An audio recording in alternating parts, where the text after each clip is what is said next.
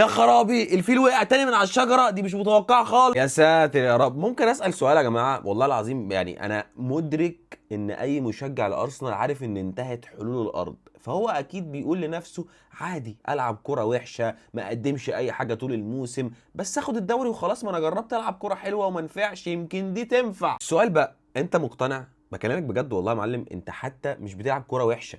يعني انت الكوره المقرفه بتاعت اتلتيكو مدريد ما بتلعبهاش. اتلتيكو مدريد بيطلعوا مرتدات، يعني هم بيهاجموا والله العظيم ثلاثه. يعني اتلتيكو مدريد بيفضلوا مقرفصين ورا، ولما بيجي لهم فرصه ان هم يطلعوا مرتده بيعملوا كده. معلم، انت طلعت الكوره بتاعت هافرز دي مثلا دقيقه 95 96 كانت من مس باص من لعيبه السيتي. يعني لعيبه السيتي كانت بتكلح عليك، فبيرجعوا بالكوره لدوناروما. دوناروما قلقان يغلط تاني فبيطفش الكوره، فما يطفش الكوره بتروح للعيبه ارسنال مش بتروح للعيبه السيتي. ما هي حرفيا ما بتقعدش 3 ثواني ولعيبه السيتي بتاخدها تاني. معلم، انت حتى المرتده ما بتعملهاش.